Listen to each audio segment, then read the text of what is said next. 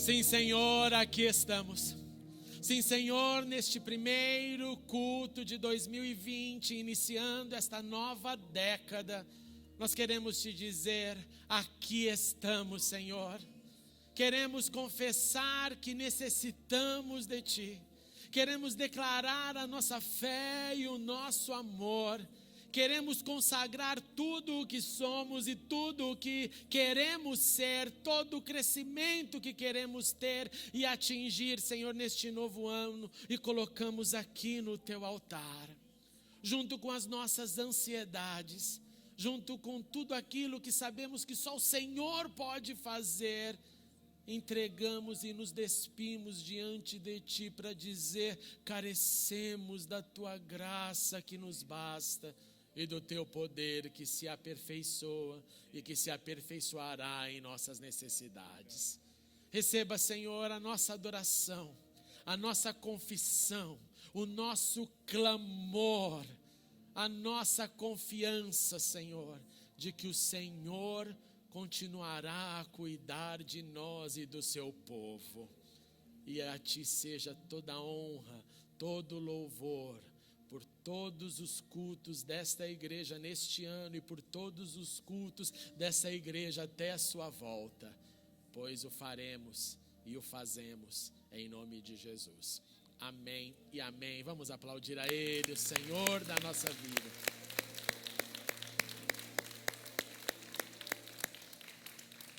Feliz ano novo a todos. Ainda em pé, abra sua Bíblia no livro do profeta Jeremias, capítulo 29.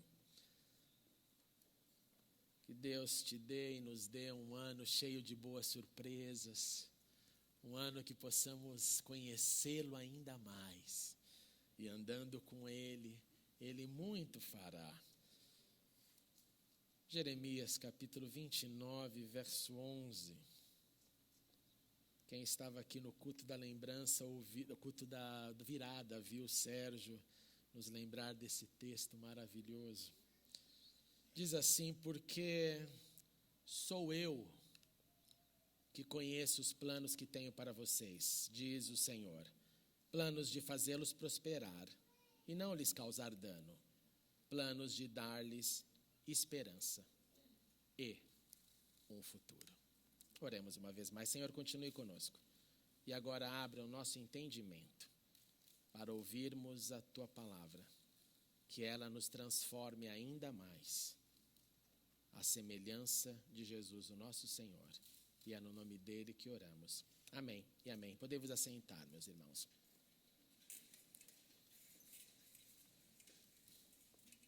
Início de ano, início de uma nova década, tempo de expectativas, de desejos, de planos, de sonhos para esta nova estação. Durante o mês de janeiro, nós refletiremos dominicalmente nessa primeira série de mensagens que eu chamei de O que Ele diz que sou, o que Deus diz ao seu e ao meu respeito, a respeito daqueles que creem em Deus, aqueles que obedecem, aqueles que o seguem.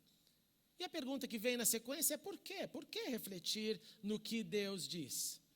Por que refletir naquilo que Ele fala que eu sou ou aquilo que eu devo ser? E a resposta é para caminharmos na consciência da palavra de Deus em nós. As minhas palavras, as suas palavras, os ecos que nós ouvimos na sociedade, certamente nos provam que a voz do povo não é a voz de Deus. A voz de Deus é a voz de Deus, nunca se equivoque com esse ditado popular. A voz de Deus é única. Deus, claro, que fala também através do seu povo, Ele fala através até de jumento quando Ele quer. Mas a voz dele é dele. E nós precisamos nos alinhar com a palavra dele e não nos vereditos ocasionais. Nós precisamos nos alinhar ao que ele fala e não nos sentimentos que acontecem, que aparecem nas tempestades que nós enfrentaremos sim em 2020. E para essa consciência então ser ampliada, e junto com essa consciência, eu e você, que a gente adquira mais fé, eu preciso ouvir, eu preciso rever, eu preciso estudar, eu preciso viver o que a palavra diz ao nosso respeito. E eu aproveito para te encorajar nesse primeiro sermão a tomar uma santa decisão na sua vida em 2020, leia a Bíblia inteira nesse ano. Se você ainda não teve essa alegria, o tenha. Se você já tem tido, continue. Nós já distribuímos o plano de leitura, eles estão nas redes sociais, mas eu quero te encorajar a esse desafio. Leia a Bíblia em 2020. Eu vou te dar uma dica bem fácil e bem simples. Faz um voto assim, santo, com você mesmo, aquele que ninguém vê, sabe, aquele só você. Se não quiser invocar a Deus, não invoque, mas pelo menos tente falar de maneira séria. E o voto e o dia, o negócio é que é bem simples. Fale com você mesmo assim, olha, cada vez que eu pegar o meu telefone em 2020, eu vou ter que ler um trecho da Bíblia. Eu te garanto que você vai terminar a Bíblia em 6 meses no máximo. Você não vai precisar de 1 ano para parceiros da Bíblia. Você vai ler 2 vezes a Bíblia. Fala assim, quando a tentação vier para você abrir, você fala, se eu abrir, eu vou ter que ler um trecho. E aí vai seguindo, você vai ver que bênção vai ser na sua vida, coisas lindas vão acontecer. É uma dica simples, mas eu te garanto que muito eficaz. Porque ler aumenta a nossa consciência do que ele diz sobre nós. Ler aumenta a nossa comunhão, porque eu entendo a palavra dele. Ler é ouvir a voz do Pai. E como filho, nós precisamos ouvir a voz do Pai. Lendo, nós teremos mais chances de desenvolver planos frutíferos neste 2020. E aqui eu jogo a segunda pergunta para você. Quais são os planos que você possui no novo ano? O que você não fez em 2019 que você quer realizar neste início de década? O que é que você precisa continuar fazendo, que você já sabe, eu tenho feito isso e isso eu preciso continuar. E o que será que você precisa urgentemente parar de fazer? Com isso em mente, eu te convido a pensar num momento difícil da história, quando uma geração teve os seus planos completamente frustrados. Os seus planos foram interrompidos, os seus planos foram mudados. Eu te convido para ir para o ano de 605 a.C., quando aconteceu a primeira deportação dos israelitas para a Babilônia. Nabucodonosor era o rei da Babilônia, nós estamos falando de cerca de 80 quilômetros de Bagdá, região que hoje os olhos do mundo estão voltados para lá. Depois da morte do comandante da guarda revolucionária do Irã, todos olhamos para Iraque, os desdobramentos que irão acontecer após a morte do comandante da guarda revolucionária. Aquela região iniciou a origem da vida humana. Aquela região entre os rios Tigres e Eufrates, desde o Éden até hoje, é uma região, escute isso, de muitos acontecimentos espirituais. Acontecimentos que estão presentes no Bereshit, na origem, acontecimentos que irão estar presentes até o fim. Se você for para o último livro da Bíblia, você vai ver Deus lidando com aquela região, com aquele povo, com aquilo que tem acontecido naquele lugar historicamente. Em 605 a.C., o rei então da Babilônia sitiou Jerusalém e começou então as deportações que levaram muitas pessoas que tinham seus planos e tiveram que abandonar seus planos. Para você ter uma ideia, em 605 foi o Daniel, que você conhece bem da Bíblia, ele foi levado com seus amigos. Em 597 houve a segunda deportação. Nela você vai ter gente, por exemplo, como o profeta Ezequiel. Planos mudados, planos alterados. Chegou em 586 a.C., a cidade inteira foi destruída, o templo foi destruído, o templo foi saqueado e foi levado mais algumas pessoas. E neste contexto, os moradores então tiveram as suas vidas interrompidas. Como eu disse, tiveram seus planos frustrados e nas próximas décadas tiveram que dançar a música que não estavam no seu repertório. Imagine ser levado para uma nova cultura. Imagine ser obrigado a aprender uma nova língua. Você que já estudou um novo idioma, sabe do que eu estou dizendo. É um desconforto total. Imagine você ter que aprender, obrigação. Imagine você adquirir novos costumes, um novo sistema de governo, um novo sistema religioso. Mais que isso, imagine você ser levado como escravo, obrigado a fazer o que fosse determinado que você fizesse. Imagine abandonar as suas vocações. Não é mais o que eu pensei em ser, agora é o que alguém disser que eu devo fazer, eu vou ter que fazer. Imagine ter que se adaptar. E eles tiveram todos esses conflitos. Eles tiveram que desenvolver uma resiliência fora do comum, porque sobreviver numa outra cultura requer isso. Eles tiveram que conviver com a separação dos entes queridos, porque o rei levava só gente mais educada. Em outras palavras, você podia ter sido separado da sua família, de quem você ama. Tiveram que conviver com a saudade. Tiveram que entender que não teriam chances de retornar para casa quando apertasse a circunstância. Quem já viveu fora do Brasil? Quem já viveu em outro país sabe que uma das maiores alegrias é a liberdade de ir e vir. Esse é o drama de todo imigrante ilegal, porque ele sabe se ele for, ele não pode retornar. Se ele então está, por exemplo, como um clandestino, sem documentos nos Estados Unidos, ele sabe que se ele sair de lá, o nome dele vai ficar lá fichado, então ele não vai ter mais como retornar. Agora, o contrário disso é uma grande alegria, você poder ir e voltar. Essa geração não tinha esse privilégio. Eles estavam lá por um tempo determinado.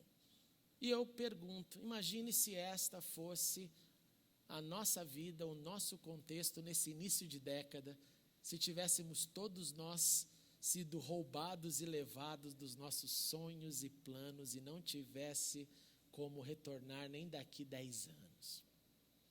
Nesse contexto, o profeta Jeremias escreveu uma carta, e parte dela é o que nós lemos. E ele disse o seguinte: quando se completarem 70 anos, quando se passarem 7 décadas, lá na Babilônia, eu cumprirei a minha promessa em favor de vocês para trazê-los de volta. Deus então começa dizendo a partir do profeta: olha, não adianta chorar antes, não adianta, na verdade, nem pedir perdão pelos pecados antes como plano para retornar. Porque Deus perdoa, obviamente, mas as consequências continuam. São 7 décadas que tenham sobre vocês. Tenham consciência de que é um tempo determinado para essa estação. A vida de vocês deve, então, continuar com este entendimento primário, e que é primário para o nosso início de ano, que é o tempo está nas mãos de Deus. E se o tempo está nas mãos dele, há uma limitação daquilo que eu posso fazer, daquilo que eu devo executar. Essa verdade não tira as minhas responsabilidades, mas me dá a consciência de que nem tudo se resolverá no dia que eu decidi que gostaria que fosse resolvido. O tempo está nas mãos de Deus.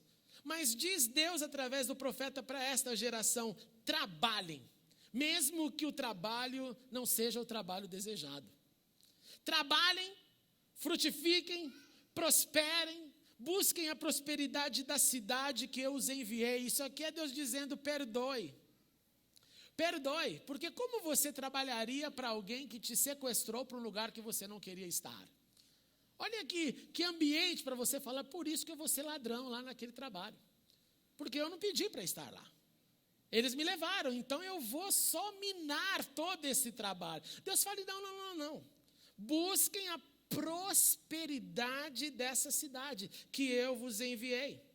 Mais que isso, diante de sonhos frustrados, disse Deus: cuidem de suas famílias, cresçam com suas famílias. Se ele está dizendo cuidem, cresçam, multipliquem, ele está dizendo que obviamente ele vai estar lá para que esse cuidado aconteça, porque não há lugar onde Deus não possa estar. Busquem paz na cidade que simboliza o cativeiro de vocês. Mais que isso, desenvolvam bons e novos planos. Pois se vocês entrarem pela via contrária disso, vocês enredarão pelo caminho das frustrações. E o caminho da frustração já faz você perder desde a arrancada. Porque você já parte com um sentimento de derrota, de tristeza e perdido no tempo e no espaço. Continua Deus dizendo, porque somente só eu conheço os planos que eu tenho para vocês. E os planos são sim de fazê-los prosperar, de não lhes causar dano. São planos para dar-lhe esperança e um futuro. Quando acabam os nossos planos, a nossa leitura, a nossa estabilidade, o nosso governo, lembre-se, quando tudo isso acaba, vêm os planos de Deus. Quando nós perdemos o chão, não é assim que dizemos? Perdi o chão. Vem o Criador com um caminho planejado para trilharmos. Caminho plano que só Ele conhece, que está nas mãos dEle. E que Ele revela novamente no tempo determinado que só Ele sabe. Isso significa que somente com o passar desse tempo é que eu tenho chances e que terei chances de entender esses planos. Estas palavras, o que Ele diz. É neste ambiente que eu percebo a minha vulnerabilidade. É neste ambiente que eu percebo que servos de Deus são chamados para crer em todo o tempo. É neste contexto que sai o melhor de nós. Sabe qual é o melhor de nós? No tempo da dificuldade, a sinceridade cresce. E quando a sinceridade cresce, ela cresce porque está doendo, eu clamo a Deus com toda a verdade. E quando eu faço isso, escreveu Jeremias, vocês clamarão, vocês virão orar e eu os ouvirei. Vocês me procurarão e me acharão quando me procurarem, perceba a condicional, de todo o coração. Num tempo determinado, no cenário não desejado, com os planos frustrados, mas com novos planos impostos, é o lugar onde eu chego e desenvolvo o acerto do coração. Por quê, gente? Responde isso para quem está do seu lado. Por que é só quando eu sou frustrado, me encontro com o que não gostaria, que o meu coração se torna sincero? 30 segundos. Por quê?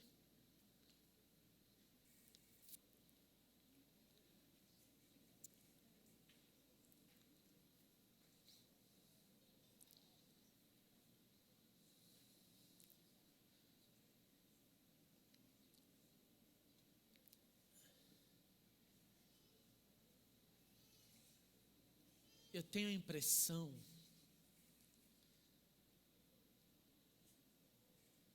que a profunda vitória e as profundas conquistas nos faz um povo sem muito temor. Eu tenho a impressão que viver somente de risadas nos faz ficar vazios e rasos. Porque daí você começa a achar que a vida é só isso. E esse é o drama de todo mundo que desenvolve uma espiritualidade baseada em triunfalismo. Tem que sempre vencer. O dia que vem algo que não dá para ser vencido, porque o Senhor o quis assim, a fé desaparece. Porque desenvolveu uma relação equivocada com Deus. A palavra nos diz que o coração do sábio está na casa do luto. A palavra nos diz que muitas são as aflições do justo, o Senhor nos livra de todas elas, mas não diz que você não passa por elas, você encara, você vive. A palavra nos diz que a porta é estreita. A palavra nos diz que nós temos uma vocação, uma jornada, nós cantamos isso, levarei a minha cruz, isso não é poesia, é a palavra de Jesus, tome a sua cruz, tome a cruz e siga. E aí nós poetizamos, até aquele dia por uma coroa trocar, para nos dar uma certa alegria, e é verdade isso. Então, na casa desse momento de frustração, no lugar onde eu não gostaria de estar, essa sinceridade, ela explode. E o mais legal é que lá está Deus. E ele diz: e eu me deixarei então ser encontrado, e eu os trarei de volta. Eu os reunirei de todas as nações, de todos os lugares para onde eu os dispersei, e os trarei de volta para o lugar de onde eu os deportei, diz o Senhor. Ele está dizendo: eu levo, eu faço, eu frustro, eu permito, eu deixo acontecer, porque o tempo, o espaço e os planos que eu tenho somente eu sei. Mas nesse lugar de entendimento, é quando eu posso, ao invés de ter a voz da murmuração plena, é onde eu posso desenvolver a voz da sinceridade, da verdade. E o Senhor me diz: e aí eu te ouvirei, e aí eu vou te responder, e aí eu te livrarei. Qual deve ser então, meus irmãos e minhas irmãs, a nossa reação quando os nossos planos forem frustrados?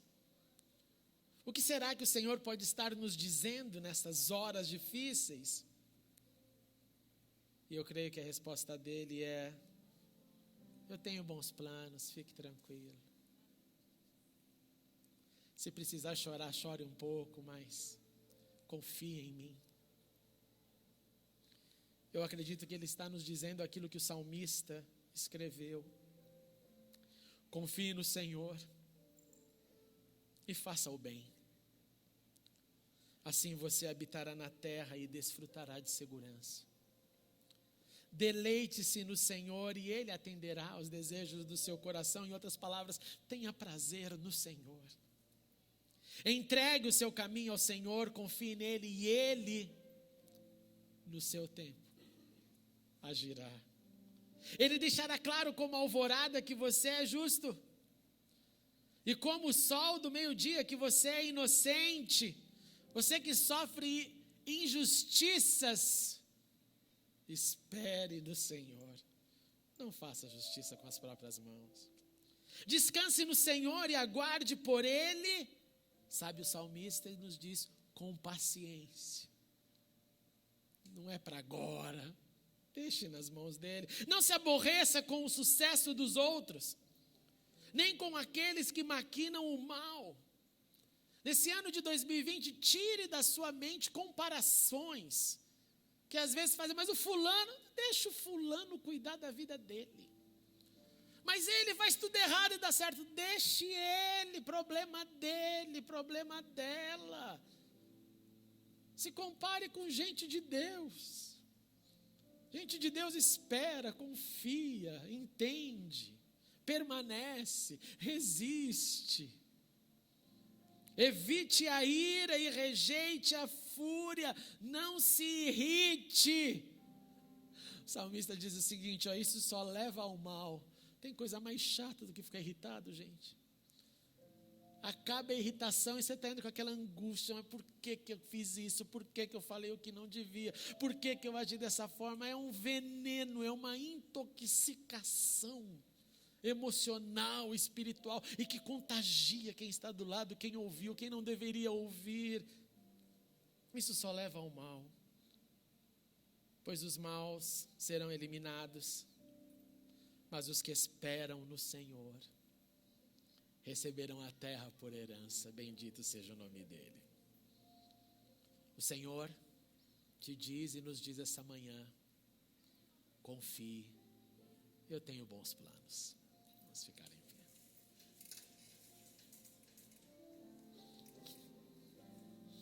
pé. Aleluia.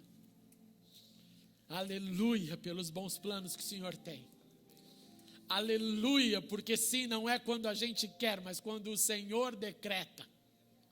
Aleluia, porque nós somos imediatistas e o Senhor é eterno. Aleluia, porque o Senhor escreve os dias da nossa vida. Por isso não tememos nem vida nem morte. Aleluia, porque podemos crer num Deus que sabe quantos fios de cabelo possuímos, um Deus que conhece o nosso levantar, o nosso deitar, o Deus que sabe a palavra quando ela ainda não chegou à nossa boca. Aleluia, porque o Senhor nos convida a crer, a esperar e a confiar. Que seja assim nesse ano, que seja assim por todos os nossos dias, para que vivamos aquilo que o Senhor diz, não aquilo que as circunstâncias temporariamente nos mostram, mas aquilo que o Senhor tem para filhos que receberam a eternidade. Tira-nos, Senhor, da mente que analisa a finitude como prioridade e faz-nos viver a eternidade dos bons planos de Deus, a quem louvamos, a quem agradecemos e a quem aplaudimos. Bendito seja o teu nome, ó Senhor. Aleluia, aleluia, aleluia. Abraça quem está do seu lado, diga: Deus tem bons planos, Deus tem bons planos, planos de nos abençoar.